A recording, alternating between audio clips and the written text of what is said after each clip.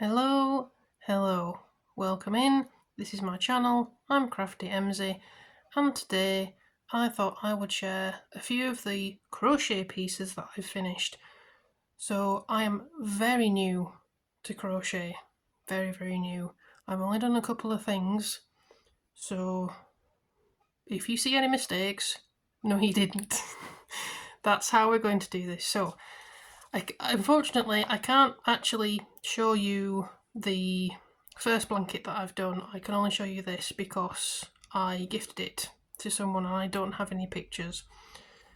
And the printout isn't fantastic. It's missed, I think the magenta was running out. But this is the first blanket that this is the first thing I ever crocheted actually. I'm going to pronounce this wrong. It's the Sheep's Yarn the After Party Rainbow Dots blanket. And I got this when I went to my first Yarndale a few years ago. I had never been before and it was slightly overwhelming, but in a good way. It was lovely to see all the different things there, all the different fibre crafts, loads of different people. It was fantastic. Sheepers at that time had a stand, and this blanket, now imagine that there's reds, purples, blues, greens, yellows, oranges for each of these squares, but they had this blanket on show and everyone was talking about it. It was an amazing blanket. This here was a grey outline and I wanted it. To be honest, I love rainbows, I love multicoloured things, and even though I'd done a few test pieces here and there for crochet, but not really anything like this, I said, no, I'm going to do it. So I bought this, I bought the yarn to go with it, and I made it. Now, the way that it was made was these squares were made going in rows. So you would do one square and then you would join the next colour onto the row. Apologies if I'm not explaining this very well. So you would make each row or column of colours. So you would make this one all the way across and then this one all the way across, and then you would join them afterwards. When I did the first one, I was very proud of myself. Went to do the second set of colours, and when I'd finished, I realised that the first set was a lot looser than the second. So my tension had tightened as I'd been crocheting. So what I had to do was redo my first column of colours. I undid all of it. Oh, that was a learning curve, shall we say, but I redid it all and I finished it. And I'm really sorry I can't show you. I don't have any pictures, but I really love doing this. It was a bit of a steep learning curve, as I say, but I really like doing it. So while I was at Yarndale, I also came across a stand for a company called The Mercery, I think it's how you pronounce it, and I'll show you the blanket that they had in a moment that actually drew me in.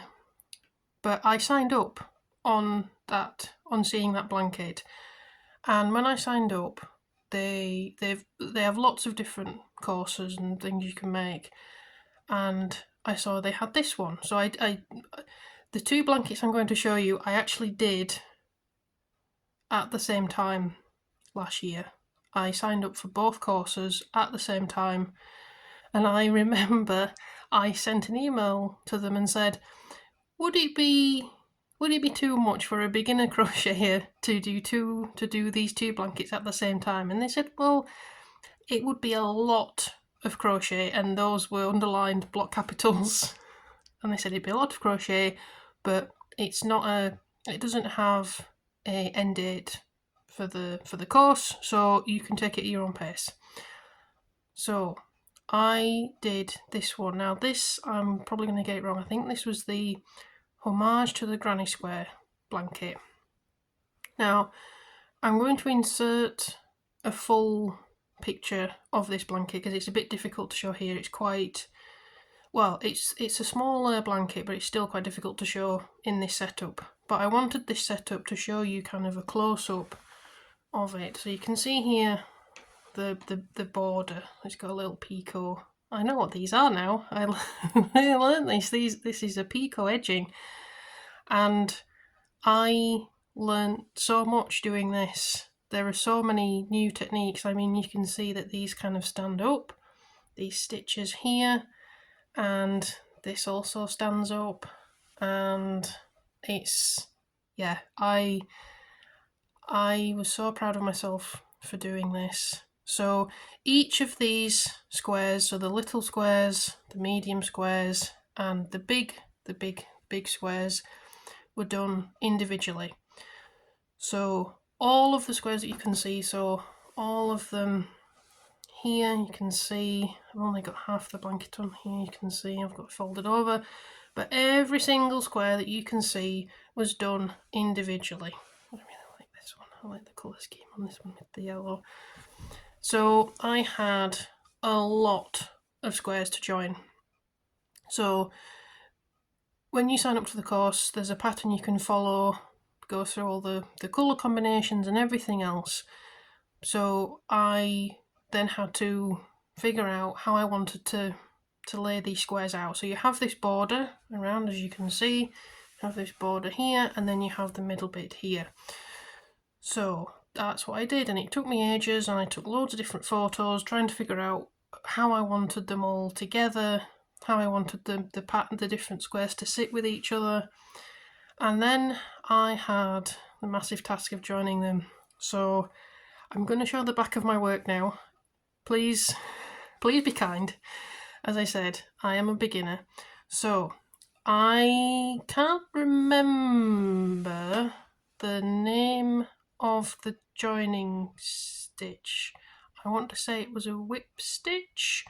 They did give several options for how to join the squares. So the way I've done it is that they butt up against each other without seeing the join, or at least trying not to see the join underneath.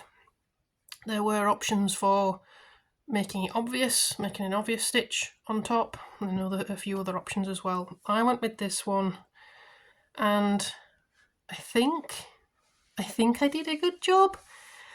As I say, I'm fairly new to crochet, so I have no idea, but I think this looks fairly neat to me, the join.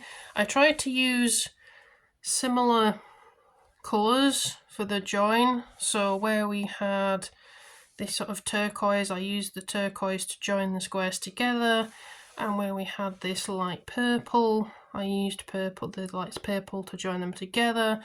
So for the most part, when you look at the back, it should all kind of sit together. So once I'd joined everything, I then put the border on, and yeah, I decided to put the picot edging on because that was part of the course, and I wanted to do everything. As I say, I was very much a beginner, so I thought I would do this. So I was doing this at the same time as doing another blanket, and yeah, as I say, I was really proud of myself for doing this. I haven't blocked this, so it's not quite straight. It's a rectangle. So, but I don't mind. I don't think I'm going to block it, to be honest. I like this as it is. So this is this one, the homage to the granny square. So yeah, I love this blanket. So let's just move this out the way and bring in this one. So this, now I'm going to put another picture of the full blanket. This one is quite big, and I find it difficult to show again in this setup, but this was the blanket that I saw at the mercery stand at Yarndale that made me sign up for their email list. I have never seen anything like this type of blanket, and they had a couple of people who were working on their own blankets this particular one, and I was entranced. It was amazing. I so badly wanted to do it. So this is what made me sign up to the Mercery. And I did this at the same time as the granny square blanket that I've just shown you. I think this is the flower blanket. I don't know if it's got any other terms in the title, but this was the flower blanket. And this took so much time and effort, and there were so many things that I didn't even realise were crochet before. I mean, you can see this here. I'll try and get it on camera so you can see, but it actually sits up fully from the blanket itself. You have the first set of petals and then the second, and then it links to this. And so this is so this part I'm showing you now it's a symmetrical blanket, so it's kind of, this is the same on all parts of the blanket. And you can see here, this is the border. I decided not to put a picot edge on this one. It did have a picot edge, but I quite like the straight on this one. And I love this blanket. It's probably twice the size of the granny square one, but I so love doing this.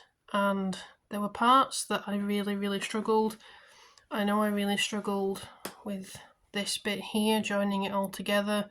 So you can see it's kind of based on hexagons and joining things together, and the joining bit, again, a lot of these were made individually as separate motifs and then joined later. And the joining bit, I found a struggle at times to make sure I was joining the right edge to the right edge and the right corner to the right corner. So there were a few times where I had to undo everything and start again, and I think at one point I ended up having to cut the yarn because I'd got in a terrible mess with it. It's all knotted up as I was pulling it out, and I think I stopped working on it for a bit because I was quite upset, but I managed to finish it. I came back and I finished it, and I am so proud of myself for doing this blanket. And again, if you do this course, you can pick your own colours, you can pick your own yarn. This is what I picked for my colours. There were other people on the course that picked all sorts of different colours, and you could see all the finished blankets, and they were amazing, incredible, absolutely amazing. And this is, I don't know what else to say. I love this blanket. I think it's incredible. And as I say, I think this has turned out really nicely. I really love this so much. So those are my crocheted pieces. I don't have anything else at the moment. I've got a work in progress that I'll show in another video. But thank you very much for joining today. I appreciate it. Thank you very much. Enjoy your crafting. Alright, goodbye.